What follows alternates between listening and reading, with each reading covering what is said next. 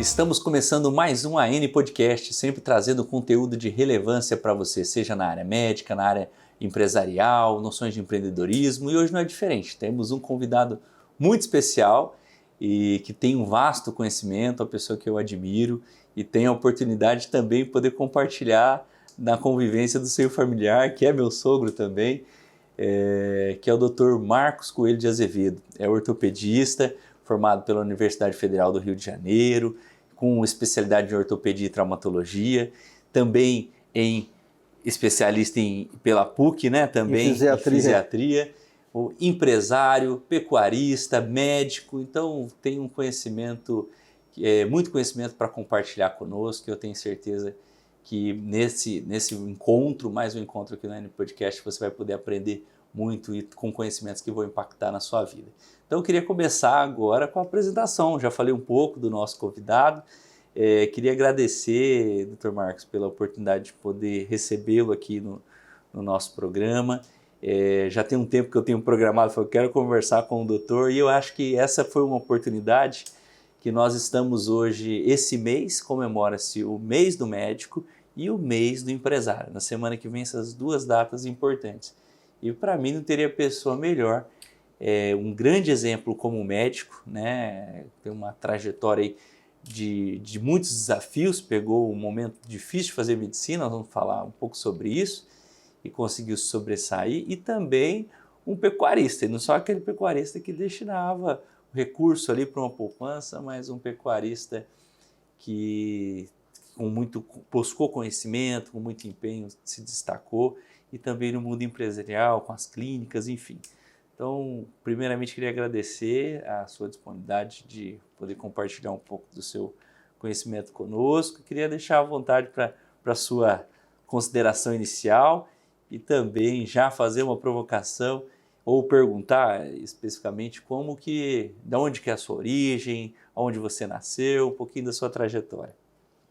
Eu costumo brincar que Deus me privilegiou de nascer em Cachoeiro Itapemirim, que é a capital secreta do mundo. Por que é secreta? Só os cachoeirenses sabem que é a capital secreta.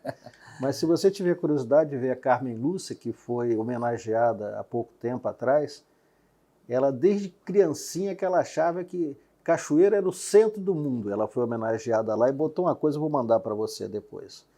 Mas realmente Cachoeiro foi muito importante na minha formação. Eu estudei no Colégio dos Padres, jesuítas. Meu pai também era médico, lá de Cachoeiro. E até hoje, por sinal, semana que vem, dia 18, que é dia do médico, dia de São Lucas e dia do médico, eu estarei indo para Cachoeiro para reviver e encontrar amigos de 55 anos. Nós continuamos nos encontrando anualmente. E Cachoeiro foi a base de tudo. Seu pai era médico em Cachoeiro? Papai era médico em Cachoeiro.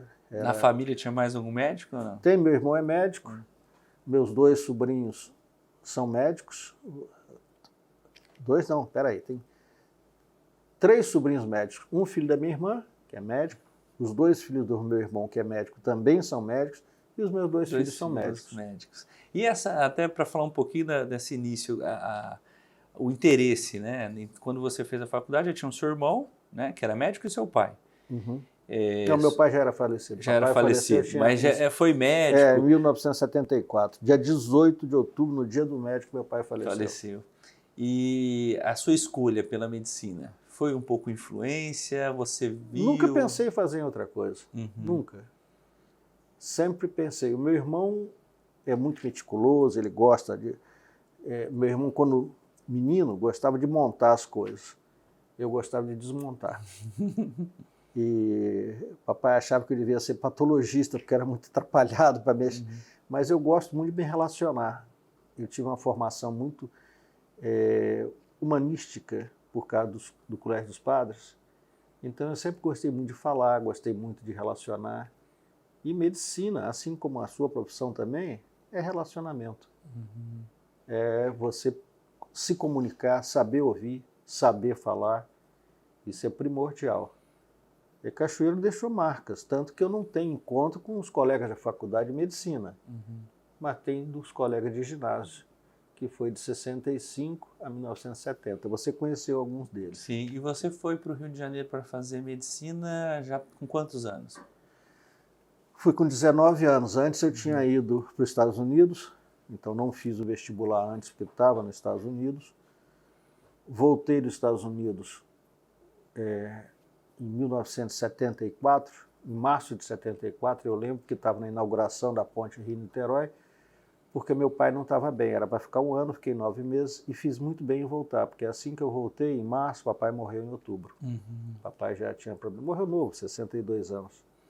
E essa experiência também nos Estados Unidos, a gente hoje discute muito isso, né? Os pais sempre querem mandar os filhos para estudar fora, a gente vê como que isso interfere no conhecimento linguístico, mas também na sua formação de vida, de experiência. Você acha que é uma experiência válida? Muito interessante, mesmo porque a gente não tinha mesada lá, então tinha que trabalhar. Trabalhei tirando neve da porta dos outros, trabalhei cortando grama, trabalhei na John Deere, na fábrica da John Deere. Iowa é um estado do Midwest americano.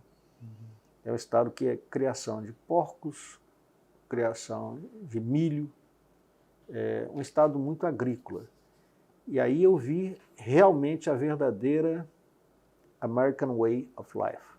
Não é Nova York, não é Flórida, não é isso. É o interiorzão, como é que o americano vive mesmo, quais são os valores reais do americano. E muita coisa acontecendo. Eu fui lá em 73, eu peguei o impeachment de Nixon, eu peguei a OPEP subindo o petróleo, a crise do petróleo de 74, muita coisa acontecendo, que agregou muito o conhecimento que já vinha adquirido do Colégio dos Padres. E aí, nesse contexto, voltou, teve essa situação trágica, né? Mas aí logo em seguida já foi para o Rio fazer o curso. Fui para o Rio, fiz cursinho. Naquela época eu imagino que o vestibular era disputadíssimo, né? Porra.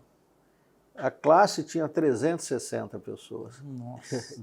de cursinho. Era aquela loucura de cursinho. Os grandes falando de química, outro de física e tal.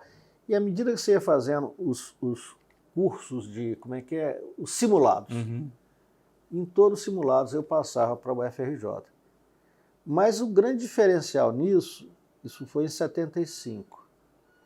A arrancada final para o vestibular, por incrível que pareça, foi eu ter conhecido a minha mulher em agosto de 75. Aí eu resolvi sentar a peia e estudar, porque passar para o fundão, que eles chamavam de fundão, né, o UFRJ, era assim, o sonho de qualquer estudante.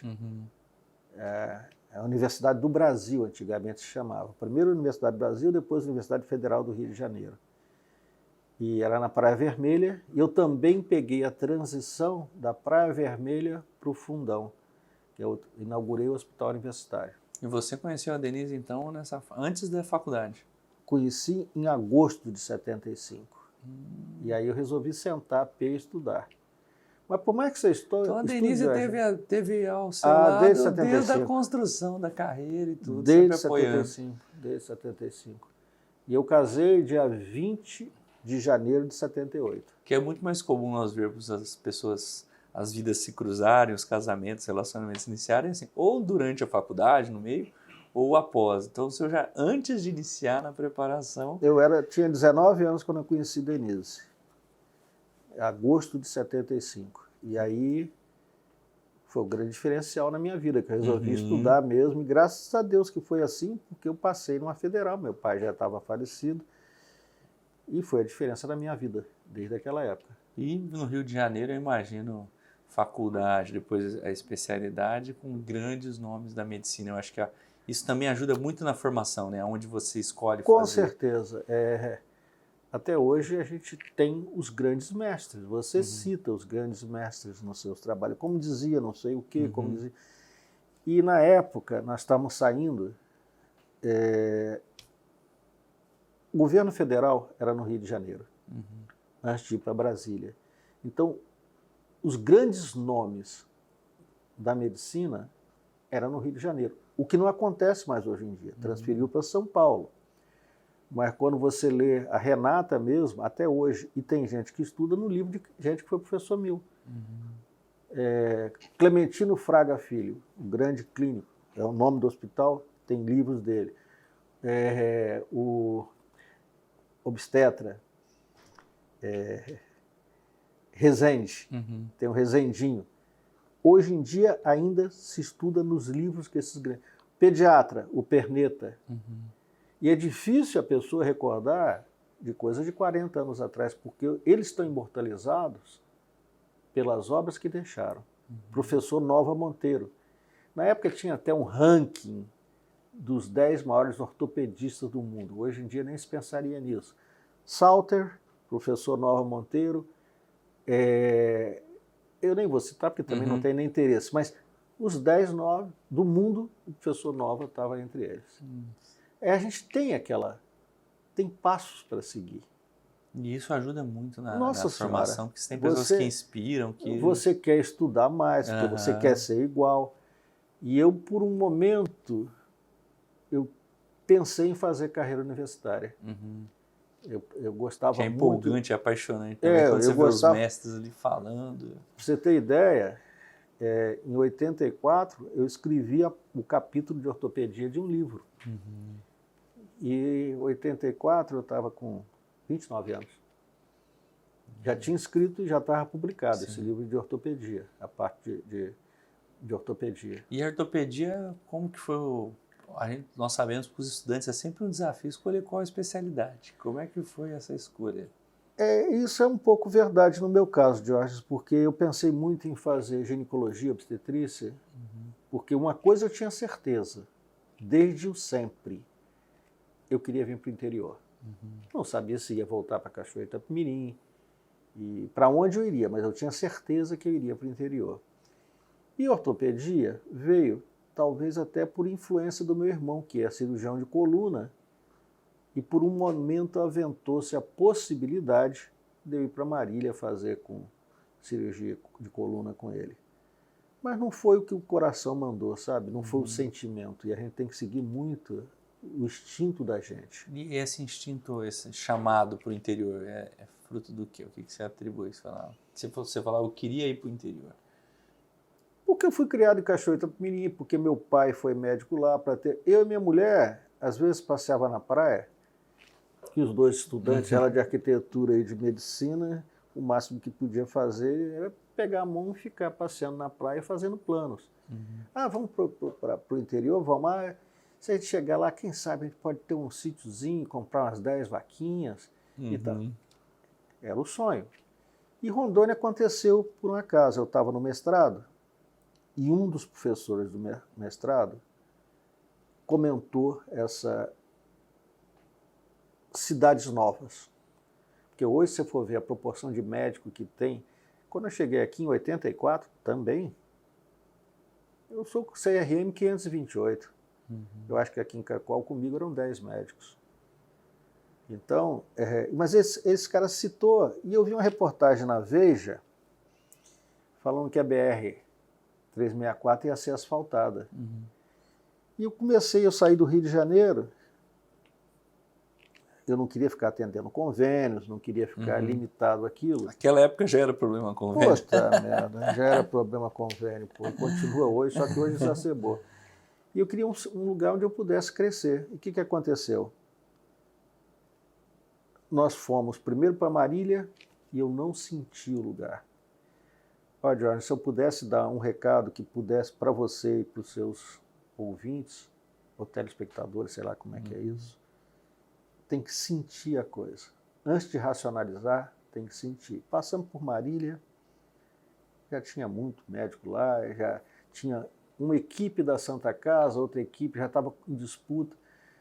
Passamos por Cáceres, isso aí de ônibus, eu e minha mulher. Passamos por Cáceres, achei que era uma cidade antiga, que já não tinha muito crescimento. Passei por Pontes Lacerda, e aí me assustou. Poeira para um lado, já região de fronteira, muita droga passando. Passei por Pimenta Bueno e comecei a sentir essa coisa. Fui até Porto Velho e falei, porra, não dá. Uma cidade que só tem funcionário público, vai ter só convênios e muito limitado. O que era Cacoal na época? Cacoal era um burburinho de gente, eram minifúndios extremamente produtivos. No plano do INCRA, que ele fez as linhas, ele repartiu em 100 hectares, 100 hectares. Então, um grande fazendeiro de Vilhena, ele tem 10 mil hectares e emprega 5 pessoas. Ele tem tanto dinheiro que se ele tiver algum problema médico, ele pega o avião e vai para fora. Uhum. Aqui era uma cidade pujante. Era uma cidade que tinha tudo a ser feito. Era uma cidade que o dinheiro rolava, Jorge. É a safra de café. E outra coisa, o lavrador, o meeiro, falava, doutor, eu não tenho dinheiro agora, mas na safra eu te trago. E trazia em sacola de supermercado em dinheiro vivo. Eu cheguei a pegar um pouquinho isso em 2007, quando eu atuei, em 2008. Eu ainda peguei a situação, fui fazer um contrato, lembro que até os campeão. Falou, doutor, eu consigo te pagar daqui 6 meses, vai ter a colheita do café, coloca aí para 30 de julho, era uma data assim. Eu falei, mas será? Aí comecei a fazer a ação. Depois, quando foi um dia antes, ele falou, doutor, eu vim porque eu fiquei com medo, começou de dar algum problema no ônibus, eu não consegui vir pagar, ele trouxe um pacote de dinheiro. E tem muitos relatos, antigamente é mais ainda. Impressionante, não tinha inadimplência. Uhum. O pessoal chega aqui, alguns falam, mas eu conheci o doutor Marco quando eu estendi a roupa atrás da geladeira, que eu vim primeiro. Uhum. Secava a roupa na geladeira e ia atender em Pimenta Bueno, para aproveitar a boia do hospital público em Ji-Paraná. E eu cheguei com um Fiat 147. Não sei nem como é que ele conseguiu chegar. E a Denise veio depois, porque tinha que arranjar uma casa, tinha que arranjar. A Denise veio com a Renata com 2 anos, grávida do Rafael. Jorge, eu não tinha dinheiro para pagar a passagem de avião para ela. E nem tinha avião aqui. Aqui era TABA, Transporte Aéreo da Bacia Amazônica, mas não tinha. Eu lembro que eu operei uma senhora que era mãe do dono da plataforma no Rio. E ele tinha uns amigos agregados, que era o coronel da FAB, a Denise veio grávida do Rafael e com a Renata, com 2 aninhos, no avião da FAB, descer em Porto Velho. E eu cheguei e falei, olha filha, eu consegui a casa, para você ter ideia, a casa é tão boa, que tem até banheiro dentro. Aquela época. E ela veio, rapaz, ela não voltou porque não tinha dinheiro para voltar. Não. E como foram os desafios de fazer medicina em 1986, né? Não, Aqui, você chegou aqui? Não, 84. 84? Eu cheguei em 84. Eu passei meu aniversário... 86 foi hospital já, né? 86 foi hospital. Não, 86... eu cheguei em 84. Eu parecia um caixeiro viajante. Clínica de acidentados, fraturas, pé torto com a gente. Eu, Denise, esse Fiatzinho aqui, ia de Alta Floresta, Brasilândia, Pimenta Bueno, me oferecendo de hospital em hospital. Olha, eu sou ortopedista, tenho esse livro aqui e tal, sou formado na Federal do Rio. Aí, Rolim de Moura, eu lembro que é meu amigo até hoje, olha, 84 para cá tem, sei lá, 39 anos. O ano que vem faz 40 anos, Volmi. Era Volmi muito sujo. Me apresentei e eles ficaram lá na porta, enrolando para atender a gente. E aí nisso chegou um médico, doutor Oscar, com a fratura de punho de Alta Floresta. Então, meu primeiro serviço foi lá no hospital. Um outro colega atendendo outro colega. E isso aí foi muito bom, porque aí já abriu as portas de Rolim, de Pimenta, e eu ia igual caixeiro viajante. E no começo, Jorge, eu botava meu instrumental cirúrgico num carro, que eu consegui comprar um carro com o Saraiva, o falecido Saraiva da Mamoré. Sim. Era um Fiat, um Gol furgão. Ele é todo fechado atrás. Era aquele Gol mais baratinho e tudo, mas não tinha vidro, não tinha nada. Eu botava o instrumental e ia operando. O pessoal fazia contato. Como que era o contato naquela época? Porque telefone já devia ser difícil, né? É telefone só. Telefone. Mas era... Não tinha celular, era telefone. E aí, com o tempo... Mas já tinha os fixos, já conseguia falar? Tinha. Não era fácil. Eram poucos. Era uma fortuna. O telefone que eu comprei aqui é 441-2253, que eu acho que está no hospital até hoje. Não sei se funciona. Mas eu tive que entrar na fila, tive que operar um cara da Teleron para ele me passar na frente para pagar uma fortuna com ágio para ter a linha. Porque mesmo que você comprasse a linha, e a linha se comprava de quem vendia. Aquilo era um bem, telefone era um bem. Mas conseguiu o 2253 e abriu a clínica de acidentados. E você tinha que levar tudo para fazer o procedimento. Tudo, rapaz. Uma vez eu operei lá em Rolim de Moura, eu lembro disso até hoje. Rapaz, um calor danado, e a gente cheio de frescura de hospital universitário, da UFRJ, cheio. O calor, aí o cara abriu a janela, aquela poeirada danada. Falei, nossa, quanta mosca, vai infectar minha cirurgia aqui, meu Deus do céu. Não precisa preocupar não, Marco, as moscas usam Propés. E abriu um poeirão, bicho, e graças a Deus, o nível de bactéria que tinha, eu não sei o que, ou pela providência divina mesmo, não tinha infecção naquela época. Não tinha. Não tinha infecção e também não devia ter nem anestesista naquela época. Quantos anestesistas tinha na região? É por isso que eu comecei a anestesiar. Porque depois da clínica, a clínica eu inaugurei, um ano depois de chegar tinha a clínica. Cheguei em 84, Denise chegou em 85, final de 85 nós inauguramos a clínica. E o Dr. Jorge começou comigo também, ele trabalhava no Hospital São Paulo e veio, e o Jorge anestesia muito bem. A gente sapo não pula por boniteza, pula por precisão. O nego acha que ele ganha até como anestesista. Se quisera eu ter anestesista do meu lado, mas não tinha, era muito pouco. Então tinha que fazer, tinha que anestesiar. E graças a Deus... Basta dizer que até pouco tempo atrás, a gente ainda tinha dificuldade pelo número de cirurgia, a quantidade de anestesia.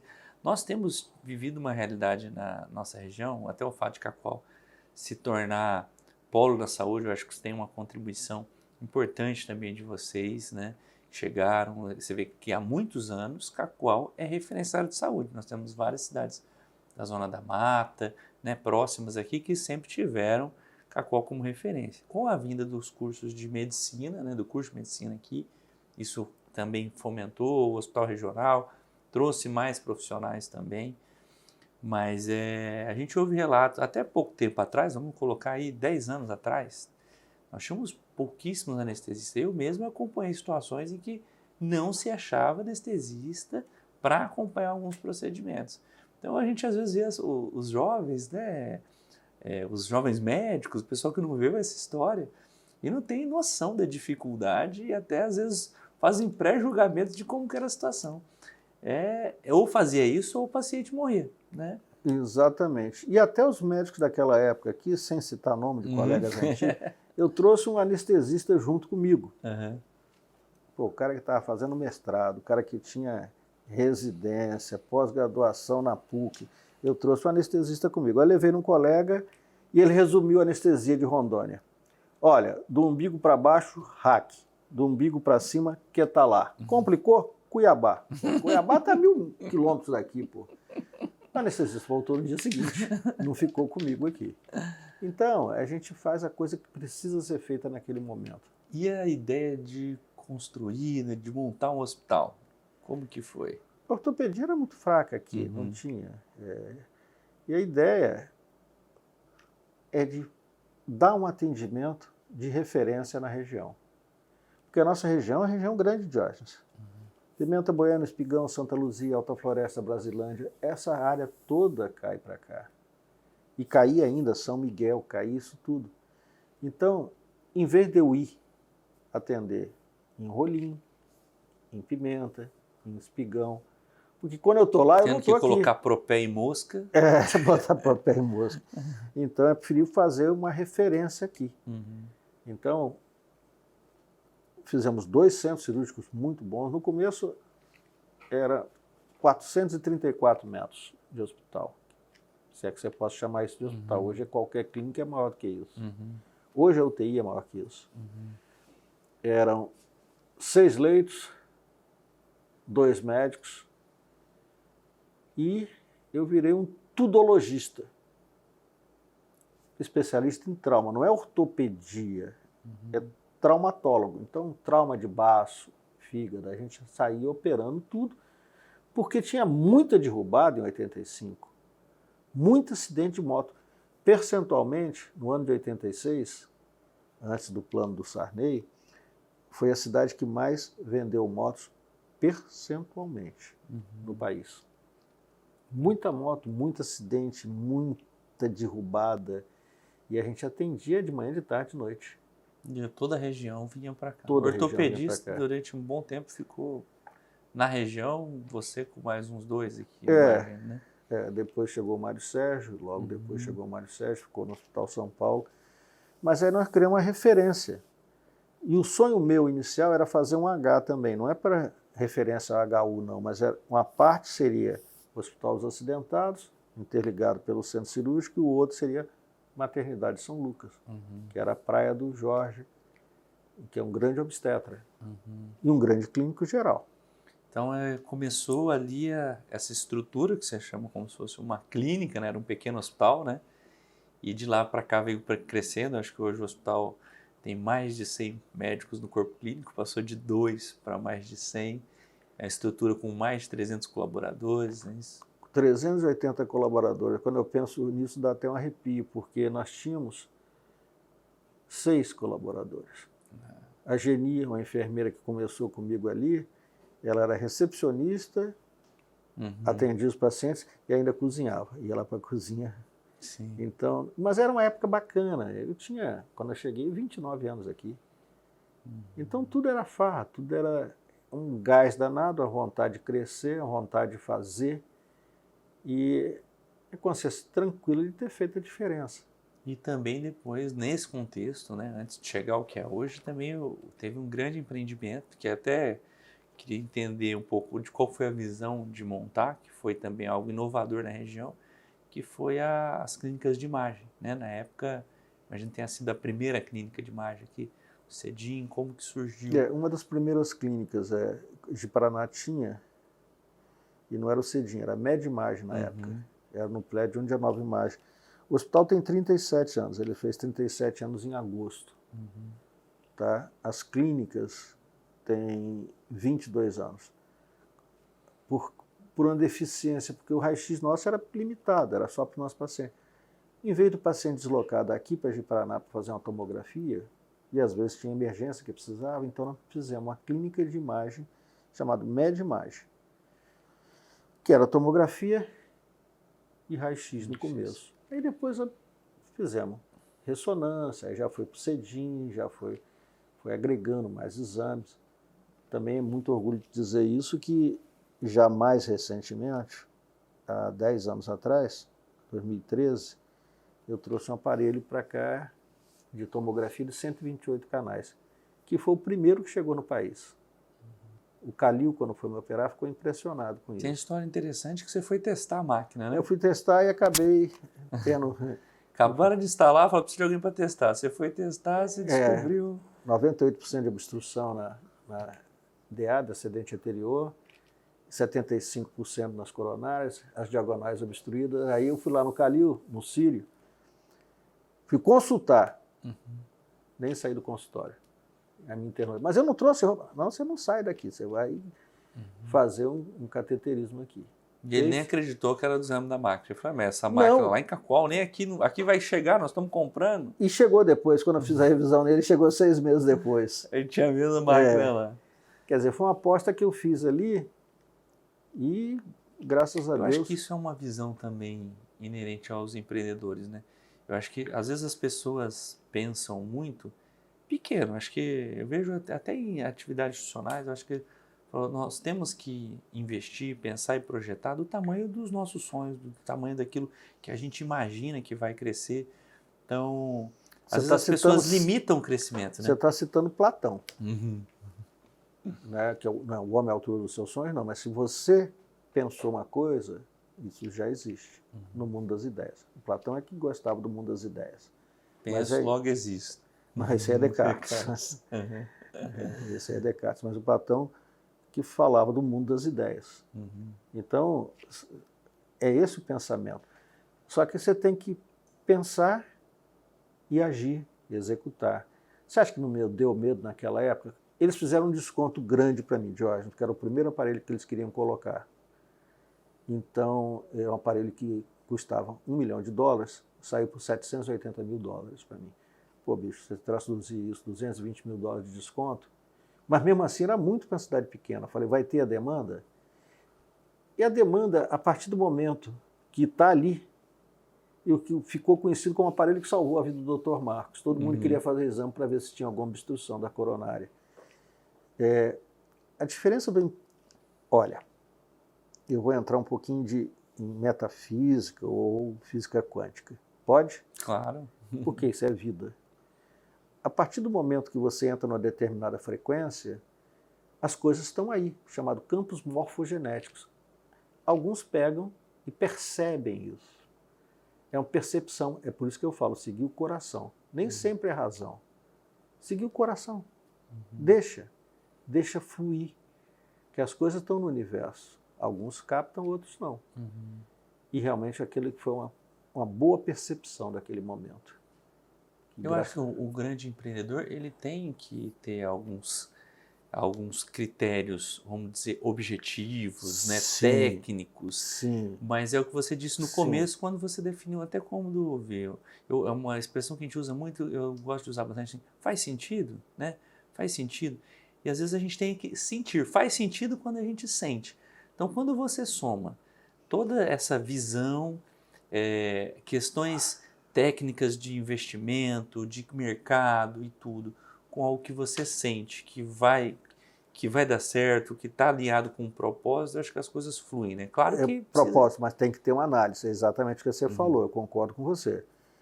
Tem que ser uma ressonância para cada 400 mil habitantes. Quantas cidades eu tenho em volta?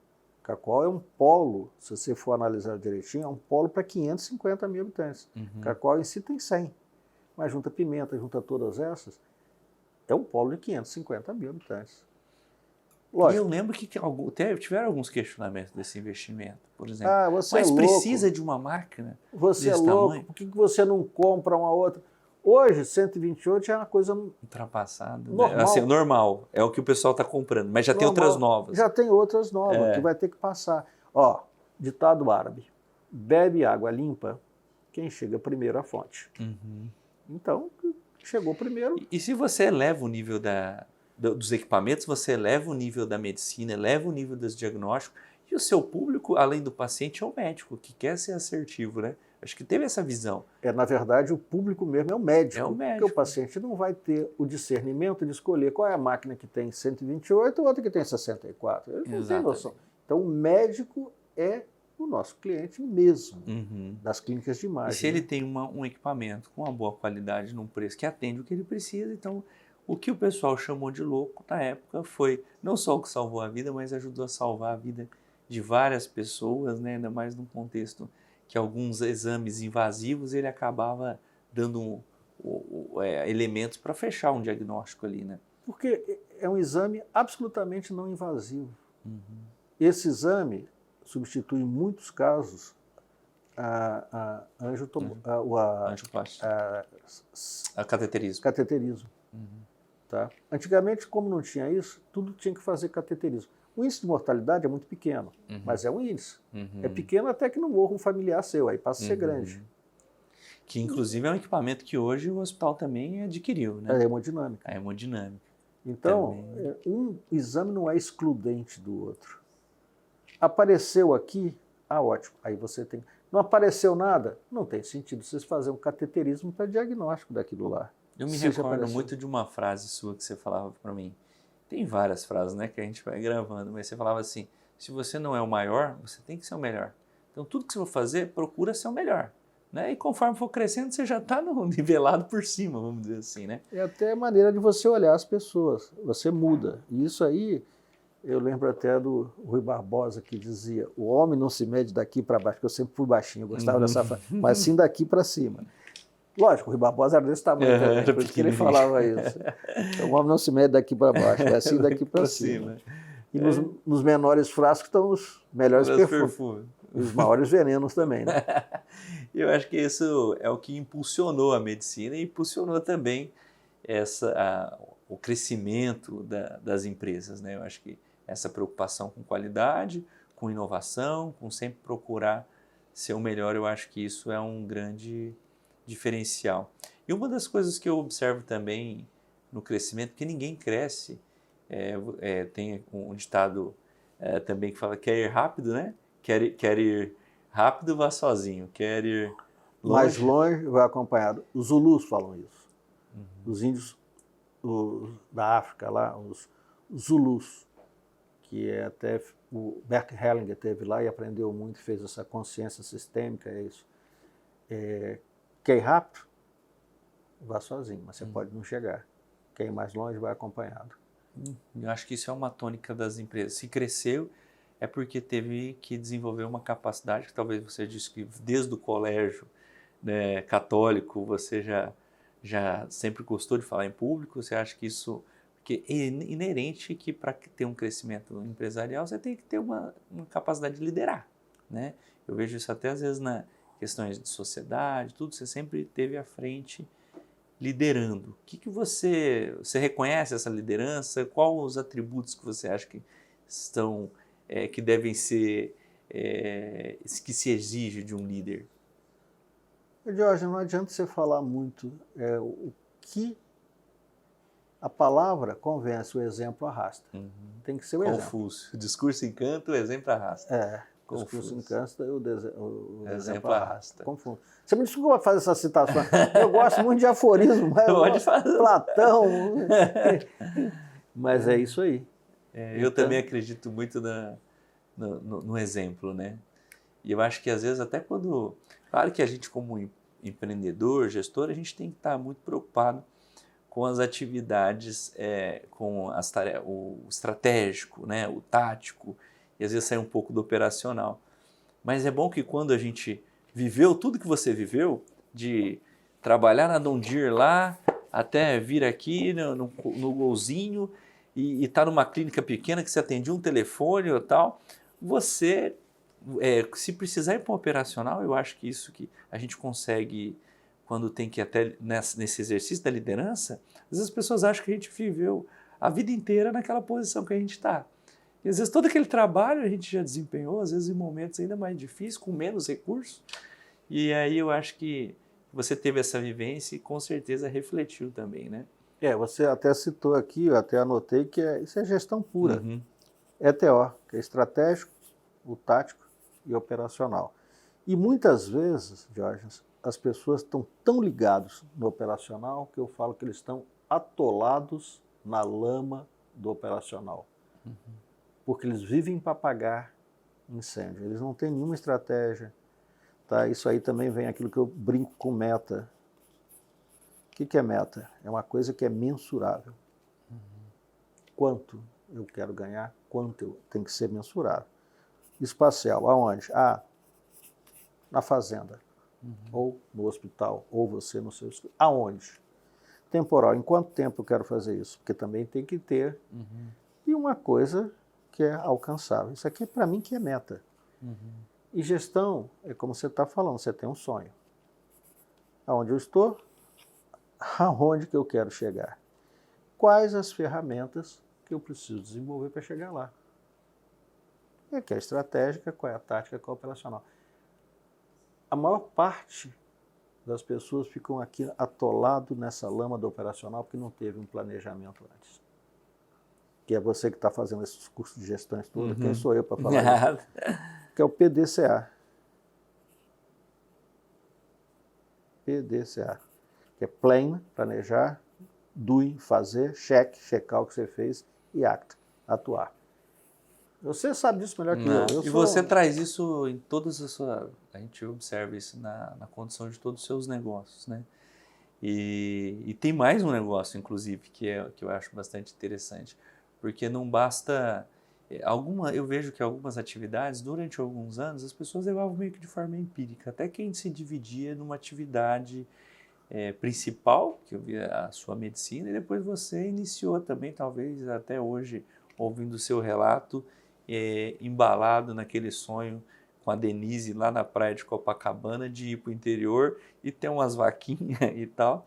Depois você passou a investir na pecuária, concomitante ao exercício da atividade médico, e eu acho que também com um período com as clínicas, né? De onde que surgiu essa ideia? Foi desse sonho lá ou foi questão também comercial? Não, começou por acaso, mas uma coisa que você está falando aqui, eu estou reparando, eu estou lembrando. Tudo que você faz com paixão dá certo. Medicina sempre foi uma paixão. E eu tenho que te confessar que eu sempre fui muito vaidoso. A cobrança maior era comigo mesmo.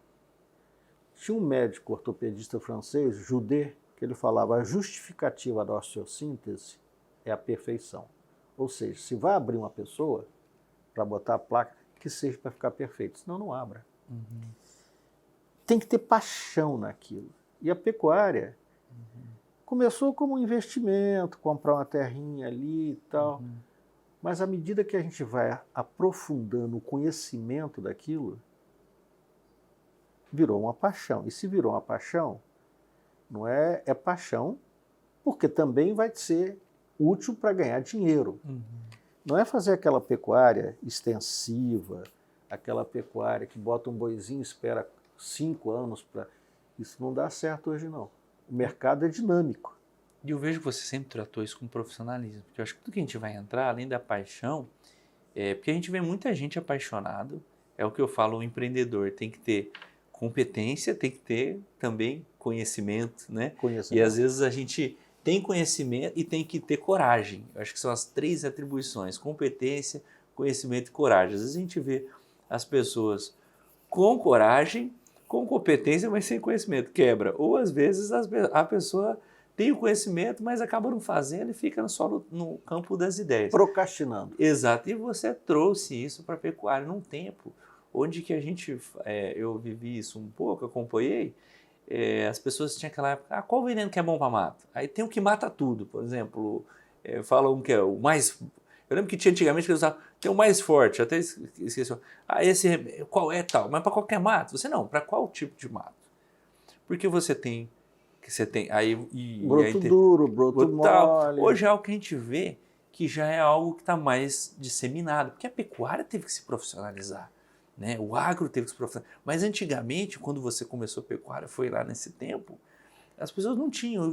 Eu achava interessante essa paixão que você veio sempre com conhecimento e permitiu, mesmo sendo médico, estar inovando, né? Por causa do conhecimento. Tudo na vida é o conhecimento. E com o conhecimento você vai se apaixonando mais ainda, porque você vê o quanto que o porco evoluiu, ou os frangos.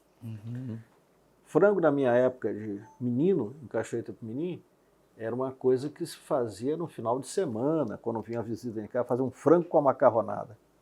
Porque o frango era 4 meses. Eles evoluíram tanto.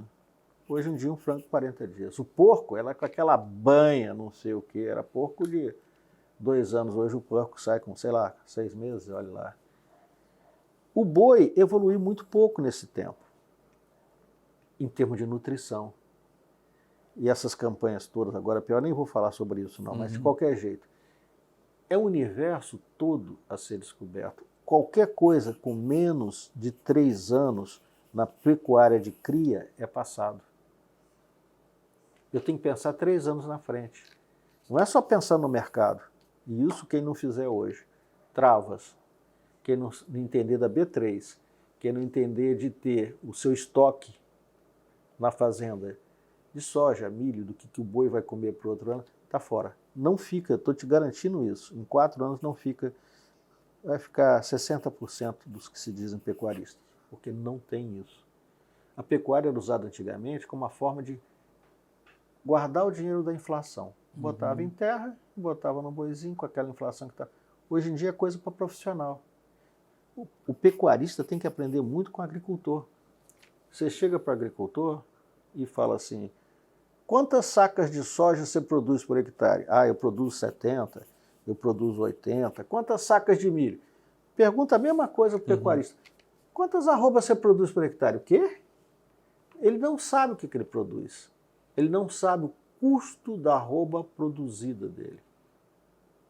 É uma coisa fácil. Ele não sabe o que é custo fixo, custo variável. Não estou falando nenhuma novidade não, Jorge. Isso é coisa do dia a dia. Hoje eu peguei as meninas lá, das empresas do CEDIM 9 mais perguntar qual é o custo da sua tomografia.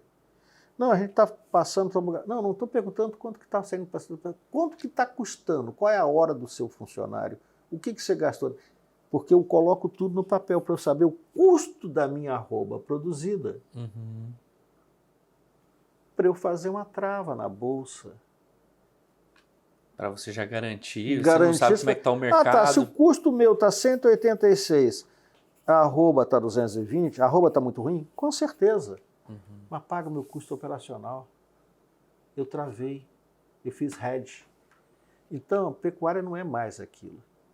Inclusive, nós fizemos um trabalho bonito, que devido àquele calote nós paramos com as fêmeas do Rio Bife lá, mas nós fizemos um trabalho muito bonito com a Embrapa. Embrapa Gado de Corte. Você conheceu a Patrícia, que era zootecnista, vinha cá. E nós aceleramos muito o desenvolvimento do nosso gado, que a gente não fazia tudo inseminação. Não usava touro zero. Então, com isso, deu um upgrade danado. Melhorou muito. Então, hoje uma coisa que, falando até um pouco de pecuária, a gente inevitavelmente depende muito, né, claro, do nosso mercado externo, né, da exportação. Hoje, Rondônia, dados dessa semana que eu levantei aqui, pelos últimos disponíveis, 17.688.000 cabeças de gado no estado de Rondônia. Então, fora vacas, ordeiras, 366 mil. Então, uma quantidade, vamos colocar aqui, 15 vezes a nossa população de Rondônia. Então, isso vai tudo para fora e também, naturalmente, vai para o mercado externo. Estamos vivendo um momento de uma arroba baixa, né? Eu acho que todo esse profissionalismo, até quem é profissional está sofrendo, mas ele também dá uma perspectiva de como se planejar, de como se organizar, né? É o que eu falei. Qualquer 3 anos. Mas como é que é isso? Nasce uma bezerrinha. Ela vai desmamar com 9 meses. Ela vai emprenhar com 18 meses. E é precoce com isso. Ela vai parir com 25 meses. Ela vai ter uma filha 9 meses depois. Com 36 meses ela tem uma filha. 36 meses são 3 anos. O filho. É passado. O que eu fizer aqui para emprenhar essa bezerra, que vai me dar essa bezerra, o fruto eu só vou ver em 36 meses. A pecuária é um ciclo perfeito. Ele pode ser mais curto, ele pode ser mais longo, mas sempre foi assim, altos e baixos. O boi desce. O que acontece? Encharca. Desceu porque aqui o bezerro estava pouco valorizado. Bezerro pouco valorizado, o nego fazia o quê? Vendia as matrizes. Vendia matrizes, concorria com boi, porque o mercado interno come vaca. Boi cai, vaca não. Boi não pare. Vai começar a faltar bezerro. Bezerro vai subir. Vai haver retenção de matrizes. Se há retenção de matrizes, aumenta o preço do boi. Volta o ciclo. Esse é o ciclo. Antigamente esse ciclo era perfeitinho de 7 em 7 anos. Hoje já está encurtando muito mais. Só que tem uma coisa que tem que ver o mercado externo, você tem que estar ligado também. A China, com o crescimento que estava de 10%, 12% ao ano, China e Hong Kong, consumia das nossas exportações, não é do nosso mercado não, mas consumia até 75% das nossas exportações era dirigida à China. A China vai crescer 3% esse ano, menos do que o Brasil. A tonelada de carne que ela pagava $5.800, está pagando $4.800. Não está viável para os frigoríficos vender para a China. Se não vende para a China, para onde vai colocar essa carne? Mercado interno. O povo está apertado. Então, a carne cai. A carne cai. Cai principalmente para os pecuaristas, porque na gôndola baixa muito pouco. Mas a carne vai cair. Então, se você não tiver um planejamento estratégico, você se ferra. Então, os contratos que eu estou fazendo agora, isso aqui, o consumo interno do Brasil é 75%, 25% era exportação. Desses 25% que era exportação, basicamente 75% era China e Hong Kong no auge. Agora não sei quanto que está. Mas continua isso, 75% era exportação. E tinha um valor agregado. Ora, caiu mais de $1.000 por tonelada. Não tem... E frete para lá, navio, containers e tudo, 3% de crescimento na China esse ano. E se Deus quiser, nós vamos ter 3,3, nós vamos ter mais do que eles. E esses... Eu estava até num congresso em Lisboa, e estava com uma ambientalista bastante conhecida, ela participou de vários fóruns ambientais, e ela até tinha recebido o contato de um agente de uma instituição financeira aqui de Rondônia, pedindo que ela viesse para preparar os pecuaristas, porque era uma cooperativa, ela não estava conseguindo preencher requisitos mínimos de certificação, mais nessa política agora do ESG, que tem crescido muito, na parte de sustentabilidade, e as pessoas estavam com dificuldade de compreender e de se adequar. E isso estava atrapalhando até o fornecimento de alguns créditos e também estava refletindo em alguns contratos, né? Você vê que isso é uma perspectiva de uma nova adequação. Eu até tive a oportunidade de viajar, porque é algo que cria... Eu percebo que o discurso da sustentabilidade, às vezes ele é trazido muito para uma área ideológica. Como a gente tem várias questões da saúde, que em vez de ser... na medicina, né, a gente fala muito, a gente também estuda área de especialista em direito médico, a gente estuda muito medicina baseada em evidência. Então, tudo tem que ser baseado em evidência, né? Então, desde os medicamentos, temos que ter os testes randomizados e tal. E aí, às vezes, a gente procura trazer isso para o dia a dia. E, às vezes, a gente vê que algumas coisas não são encaradas. O que você vê sobre essa cultura? Você me cobra um livro que eu vou te emprestar fantástico. Me falhou a memória agora, porque o Oberdan me devolveu ontem. O Oberdan me devolveu, ainda bem, tá? Devolveu. O Oberdan me devolveu ontem o livro que eu emprestei para ele. Esse cara é fantástico, ele já escreveu várias biografias, mas é uma oportunidade histórica para o Brasil. Eu estou lembrando do Leonardo Boff, quando eu botei um 6, ou isso é 6, ou isso é 9. O ponto, você pode ter seu ponto de vista, o que não quer dizer que seja um ponto final. Tirando a parte ideológica, que é uma besteira muito grande, eu acho que nós temos uma oportunidade histórica de dar a volta por cima. Essa matriz energética nossa já era. Já era, que eu estou dizendo, num curto espaço de tempo, no sentido do tempo da humanidade.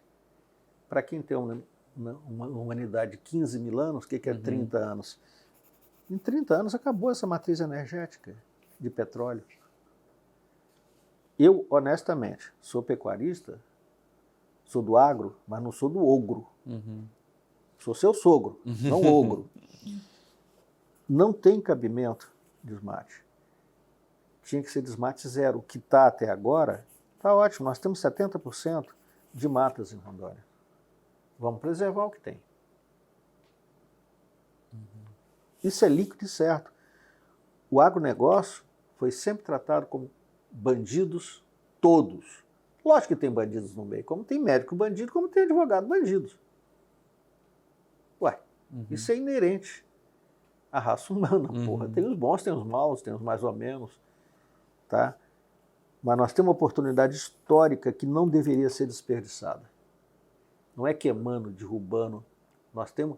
A nossa matriz energética é basicamente uma matriz limpa. São hidrelétricas. Nós temos um parque, poderia aumentar muito o parque eólico. Nós temos um vento no Nordeste pra cacete. Energia solar. Energia solar. Uai, eu tive na Grécia lá, o que eu vi de painéis solares, lá eles não têm rio para fazer hidrelétrica. Não tem. O que eu vi painéis solar e eólico também, isso a gente tem tudo. E temos que também vender crédito de carbono. O Lula tem uma certa razão, ou a esquerda tem uma certa razão, quando fala, pera, os caras destruíram tudo, queimaram tudo, eles emitem muito mais carbono que a gente, querem que seja a Amazônia o pulmão do mundo, que pague por isso. Não vai ser pulmão do mundo, não, porque tem muita balela nisso. Sim. Tem muito discurso ideológico nisso. Mas se quer preservar e é necessário, até por uma questão climática, né? Eu acho que E que a gente está vendo que a cada gente vez está pior. vivendo exatamente isso Pô, hoje. El Ninho agora está tendo seca aqui, o Rio Madeira está... Eu vi até um discurso disso também num painel lá em Lisboa, que eles falaram, se colocasse no papel hoje, o custo para o agro, que o impacto desses desmates geram em relação à produção, aos efeitos climáticos que são provocados, o prejuízo que isso gera, seria muito mais barato, muito mais viável economicamente adotar medidas mais sustentáveis. Mas aqui desde que haja essa compensação. Aqui claro. a gente tem preservado, Jorge. Tem 70% de áreas preservadas aqui dentro. E eu não vejo mais gente derrubando. O nego já derrubou muito? Com certeza. Mas eu acho que tem que ser uma política de desmate zero. Só que, por outro lado, isso é que eu gosto, o outro lado tem sempre o outro lado. Isso é o lado japonês, né? Um ditado japonês. O outro lado tem sempre o outro lado.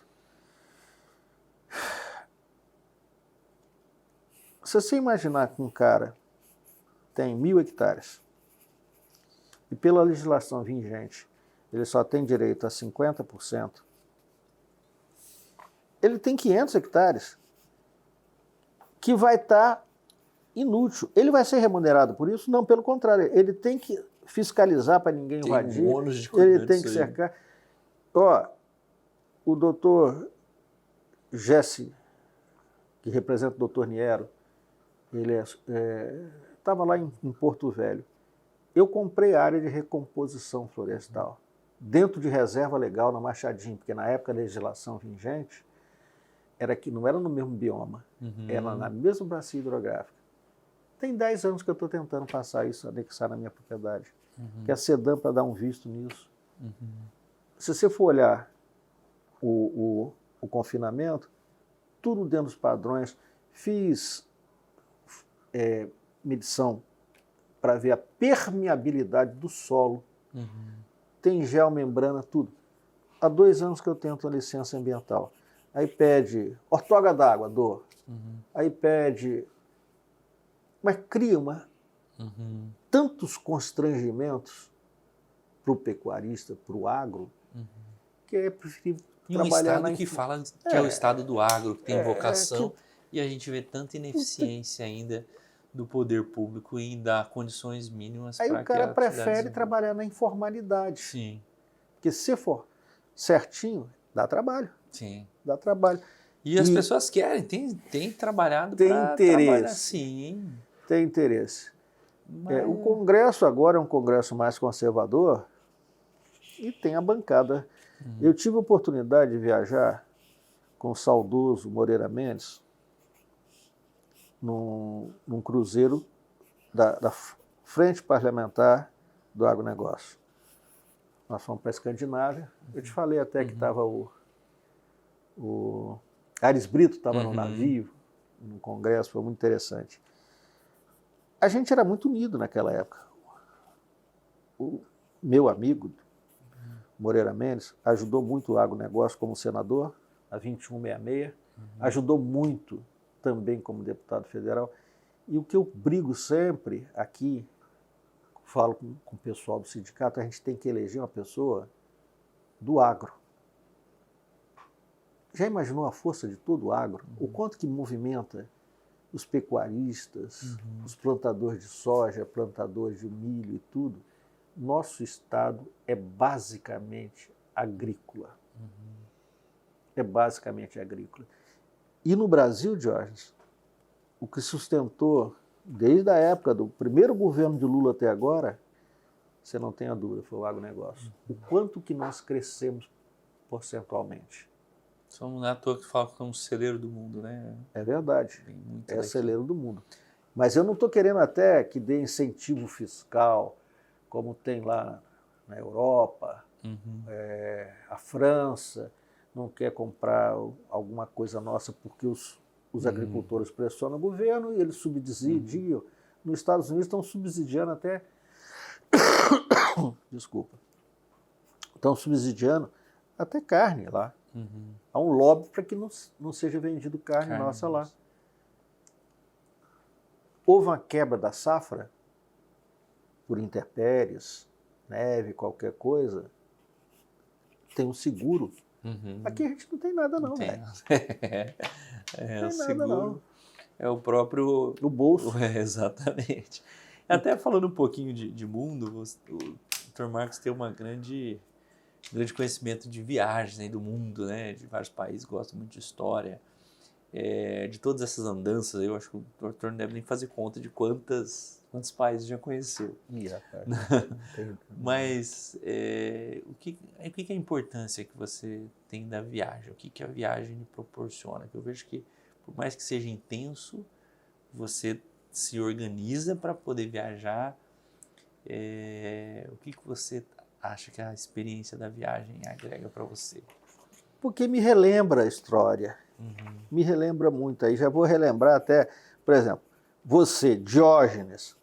Aí me lembra de Diógenes o cínico, ou Diógenes o cão, que era um filósofo, um grande filósofo de Atenas, e me lembra de Alexandre o Magno. Alexandre o Magno se apresentou, procurou o homem mais sábio de lá.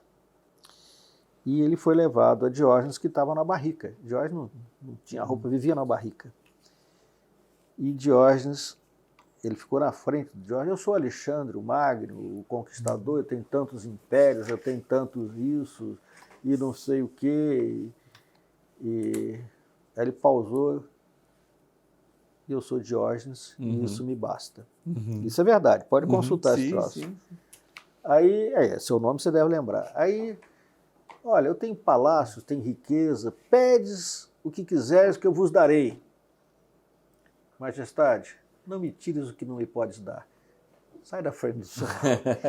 Aí os guardas ficaram furiosos e tal, e iam fazer alguma coisa, e Alexandre falou: se eu não fosse Alexandre, o que eu gostaria de ser era Diógenes. Tendo Diógenes também, que era fantástico, sacaneando Platão na academia. Platão falava que o homem é um bípede in plumere. Aí Diógenes sacaneou, pegou uma galinha, arrancou as penas, jogou lá, eis o homem de Platão, tirou bípede in plumere. Tirou as penas. Então essas coisas me lembram a história, e eu sou fanático em história. Então, infelizmente, tivemos um guia muito fraquinho, eu sabia mais história que ele, da Batalha de Termópolis e não sei o quê. E tudo é uma sequência na história. A gente conhece Cleópatra por causa dos filmes e tal. E, olha, Cleópatra era de origem macedônica, porque é do Ptolomeu, que foi um dos generais de Alexandre, e quando ele morreu foi dividido e tal. Então, é fascinante, porque tudo tem uma sequência. E a história também nos prepara, nos dá conhecimento para viver o futuro, o presente, projetar o futuro, viver o presente, lidar com situações. E saber que disso aí o Marx falava uma coisa que era certa. A história só se repete, primeiro como farsa e depois como tragédia. Se você for olhar todos os exemplos da história, os mais recentes, lembra, Napoleão foi lá, invadiu a Rússia. General Inverno acabou com Napoleão. Hitler, primeiro como farsa, depois como tragédia. A história só se repete aqui no Brasil, infelizmente, tem acontecido. Será que a farsa foi o Collor? E a tragédia? A Dilma? O Jair Bolsonaro? Mas a história só se repete, primeiro como farsa, depois como tragédia. Sempre, sempre, sempre. Ótimo. É fascinante. Eu também, você poder conhecer outras culturas, aprender com elas, trazer essa experiência também, ver outras atmosferas, como que também as relações ocorrem, seja no mundo empresarial, no médico, trazer essas experiências também para a nossa vida profissional, acho que sempre agrega, né? Se eu fosse para você, já estamos caminhando para o final, eu queria que você deixasse uma mensagem para quem quer empreender, para quem como você veio para Rondônia, desafiou, ou alguém que está iniciando na carreira, fosse para dar um conselho para quem quer empreender. Ter meta, ter objetivos claros E eu não posso deixar de citar Heráclito, que é meu filósofo favorito. Nada é permanente, exceto a mudança. Hoje você não se toma banho no mesmo rio 2 vezes. Você saiu, as águas já passaram, quando você entrar de novo já são outras águas, você é outra pessoa. Mudança sempre, Diógenes. Você não pode ser estático na coisa, botar a sua meta. Aonde eu estou, aonde eu quero chegar. Qual é a minha meta, qual é o meu goal. Ter objetivo, ter foco naquilo que faz. Tá? E fazer com muita paixão, com muito gosto, fazer bem feito. Eu acredito que nesse caso não é pecado ser vaidoso. Vaidoso pelo que você vai fazer. E pensando sempre que a gente está aqui de passagem, a gente tem que deixar alguma coisa, esse mundo um pouco melhor do que nós recebemos. Tá? São Francisco, é dando que se recebe. E você, eu sei que o doutor lê muito, né? É um fascinado pela leitura. Sempre tem aquelas obras que inspiraram. Eu achei bastante interessante, até às vezes na trajetória tem um fato, né? Eu estava recentemente numa conferência da advocacia e nós tivemos a oportunidade de ouvir o Braulio, Braulio, né? Que é ele faz poesias com cordel, né? E aí o pessoal sempre pergunta, o fato mais importante foi quando ele se tornou conhecido, quando ele foi no programa da Fátima Bernardes, que aquilo deu uma repercussão. Eu falei, o que foi o fato mais importante da minha vida? Não foi esse. O fato mais importante foi quando eu tinha 10 anos, que a minha professora me deu um livro de poesia e no dia que eu fui para casa, que eu li aquele livro e até tinham me perguntado o que eu queria ser na vida, eu não sabia o que eu queria ser na vida. Pois no outro dia eu voltei e falei, eu sei, me pergunta o que eu quero ser. Eu falei, eu quero ser poeta. Ele tinha lido um livro. Então, às vezes, tem vários fatos importantes, ou um livro importante. Eu tenho um livro que marcou a minha vida, mas teve histórias e tal. Eu falei, eu tenho um livro que marcou. Tem algum livro que marcou a sua vida? Eu sei que tem vários que foi esse dia a dia, mas tem algum que às vezes foi um divisor, ou que você... Meu pai falava que a gente nunca é a mesma pessoa depois de cada livro que a gente lê. Não, você lê um livro, alguma coisa, aquilo vai mudar no seu consciente ou no subconsciente, você vai mudar as suas concepções. Ô, Jorge, o meu fascínio pelos livros, e eu gosto do livro físico, de pegar. Eu não consigo ler em Kindle, eu gosto de pegar, gosto de sentir o cheiro. Agora, você falando nisso, eu lembro que eu fui do clube da leitura no 4º ano primário, eu fui presidente do clube da leitura no 4º ano primário. Não lembro assim especificamente. Tem o livro do Nabokov, que eu gostei muito. Aqui no Brasil, Graciliano Ramos.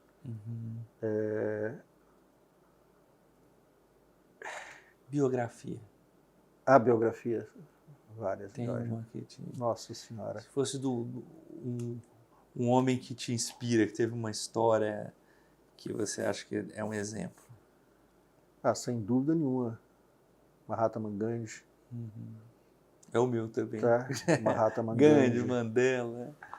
Mas Jesus Cristo, se você for ler Jesus Cristo mesmo, ler a Bíblia, se você olhar com os olhos do entendimento, tem muitas parábolas interessantes ali que você pode pegar. Gosto muito de Saramago também. Rapaz, não tem um livro assim que eu possa lembrar. Nossa Senhora. Mas agora eu vou colocar mais difícil ainda. Você tem duas coisas que hoje mesmo você citou várias frases de grandes nomes, né?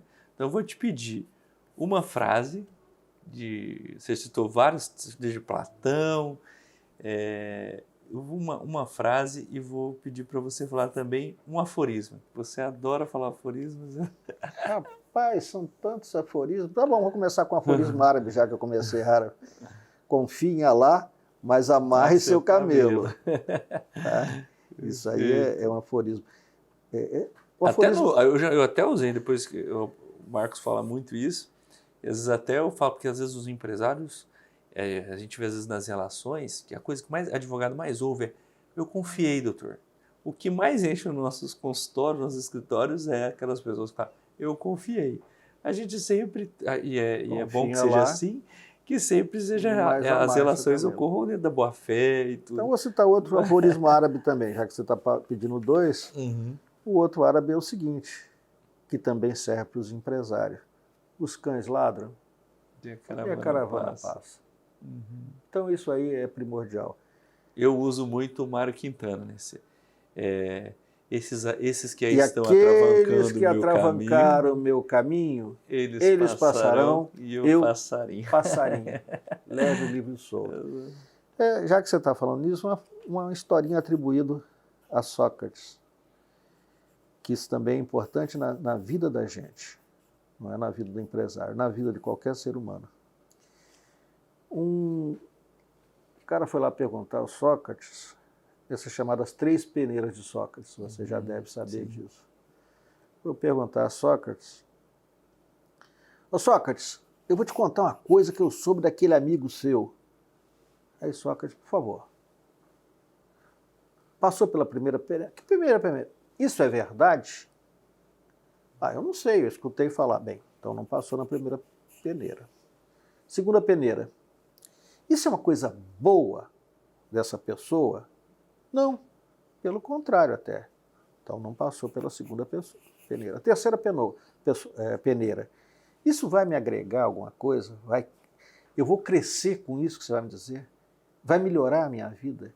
Qual a importância disso? Não, nenhuma. Não passou por nenhuma das peneiras, por que você vai me contar isso? Não perca nem seu tempo, nem o meu. Se a gente pudesse pegar essa historinha e levar para a vida da gente, não tinha os gossipings, as fofocas, não tinha essas loucuras de internet, esses fake news. Tá? As 3 peneiras de Sócrates. É verdade? É boa a sua pessoa? Que diferença faz isso? Porque senão você vê que a gente está vivendo num mundo de fantasia, uma realidade paralela. E o diabo que as pessoas acreditam nisso. Sim. Nossa Senhora, amizades foram desfeitas. Vivemos momentos tristes, mas se todo mundo seguisse o conselho de Sócrates das 3 peneiras, com certeza a gente teria uma vida muito mais harmoniosa, muito mais fraterna. Eu acho que é algo que a gente tem que propagar, difundir, para que a gente... Isso é utópico, né? Eu acho que a gente tem que sempre buscar o melhor. São conhecimentos assim, lições assim, lições de vida como a sua, que eu tenho certeza que inspira muitas pessoas que têm seus sonhos, têm seus objetivos, que também às vezes não entendem as dificuldades, né, que você passou. Eu acho que isso acaba com certeza dando ânimo para que elas busquem e conquistem os seus sonhos. Por isso, queria desde já, nosso tempo já ultrapassou, o bate-papo está muito bom. Mas agradecer, Marcos, por ter compartilhado. E obrigado pelo vinho. Já que você quer em latim, então, in vino veritas. Obrigado. E esse é mais um episódio do ANI Podcast. Como vocês podem ver, sempre trazendo grandes nomes, com histórias lindas e inspiradoras. E hoje, mais uma vez, não foi diferente com o Dr. Marcos Azevedo. Espero que você tenha gostado e aguardo vocês no próximo AN Podcast.